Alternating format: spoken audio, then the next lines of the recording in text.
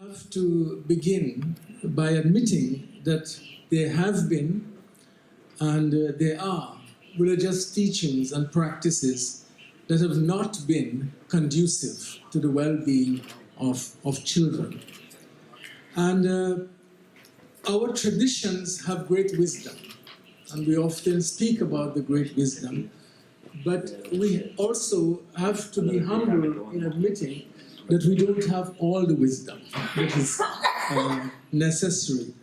And here is where I think there is a very great need for religious traditions to learn from some of the studies we're hearing about, we have heard already on this panel.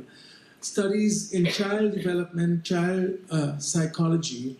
We need to understand better the practices that foster the flourishing of children in families and those that dehumanize and violate the well-being of the child. We cannot expect religious leaders to be at the forefront of combating violence in the family if they are not well informed about child development. So let me give you an example. This is the example of the support that is still there in so many religious communities for the physical punishment of the child. Now, we already have legislation in many countries against corporal punishment, but it's also important to know that the opposition to such legislation comes in a very special way from religious communities. They contest laws that prohibit corporal punishment. Now, in some cases, I believe that the support within religious communities for physical punishment or corporal punishment of children is based on certain interpretations, on certain kinds of theological views about human nature. And this is why I'm emphasizing self-examination on the part of religious traditions. The idea here is that the child is inherently disposed to wrong behavior because human nature itself is flawed. It is corrupted. It is intrinsically broken. And how can it be rectified? It can be rectified only by pain, by fear, by physical punishment.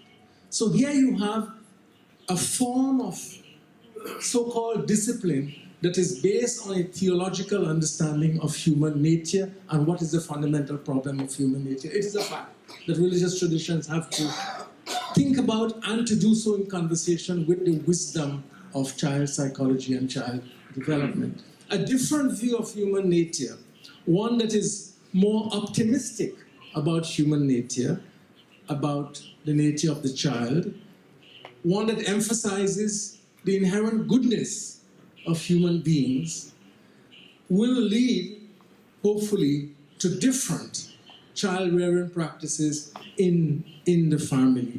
Child-rearing practices that don't depend on fear or pain to nurture and to raise child. Think of how sad it is that we still believe that pain and fear are potent instruments for nurturing and raising child. So a religious tradition that condones the physical punishment of children because of a certain understanding of human nature is not going to be a source of positive, non-violent teachings. So deep soul searching on the part of religious traditions is necessary here.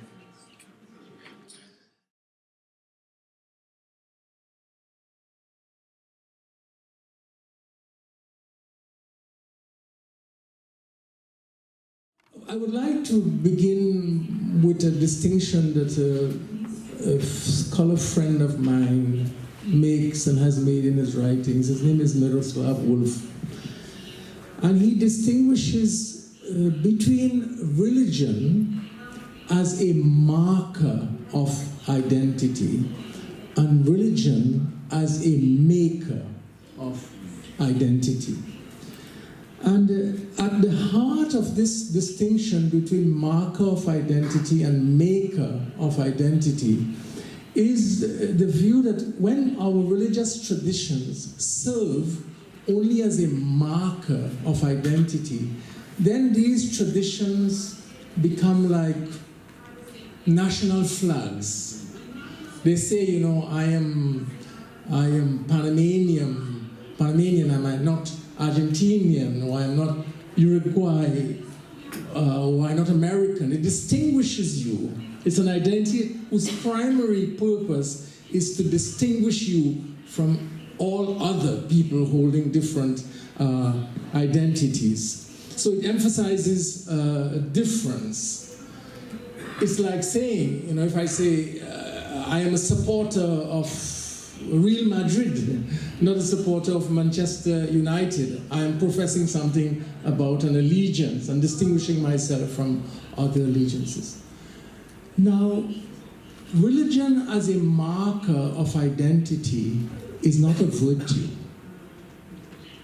To say I am different from my brother Rashid because I'm Hindu and he's Muslim, to say that is not intrinsically a virtuous statement. It's just a statement of a fact. It's like my flag, my national flag. Now, religion as a maker of identity, on the other hand, pushes us to consider, what does this identity mean? Not just to hold it up, but to ask, what does it mean? And to ask what does it mean implies immediately, what does it mean for my relationship with others? So this religion as a maker of identity puts the emphasis on its meaning for human relationships, not only to distinguish myself from another, but to ask, how do I relate to the other? And I think, Maria, this is where our challenge is today. That in the context of our diverse communities, and of course across the world, our societies through immigration are becoming more and more diverse, we need to emphasize the significance of religion as a maker of identity, and especially those resources and those teachings within our traditions that emphasize our relatedness to others. Those values and teachings that emphasize our connectedness, our obligations to care for others.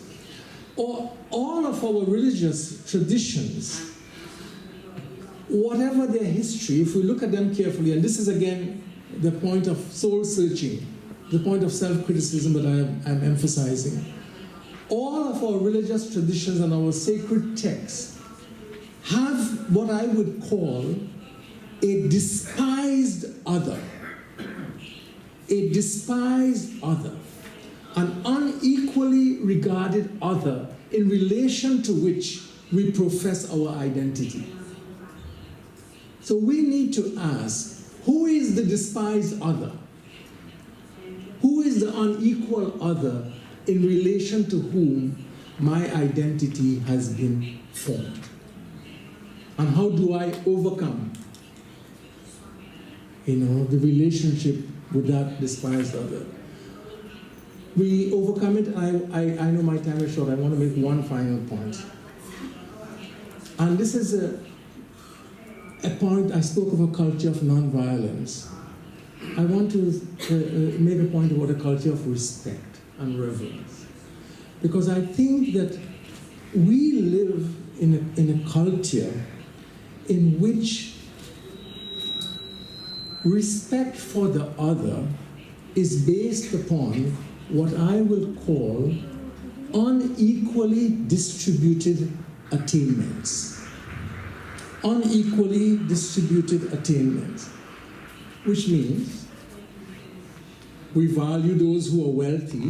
Why? Because wealth is not equally shared. We value those who are powerful because not everyone enjoys power. So if we value power, we value those who are powerful. If we value wealth, we respect and value those who are wealthy. If we value fame, we live in a culture of fame, we value those who enjoy fame. These are all unequally distributed resources, and in our culture, respect is based on unequally distributed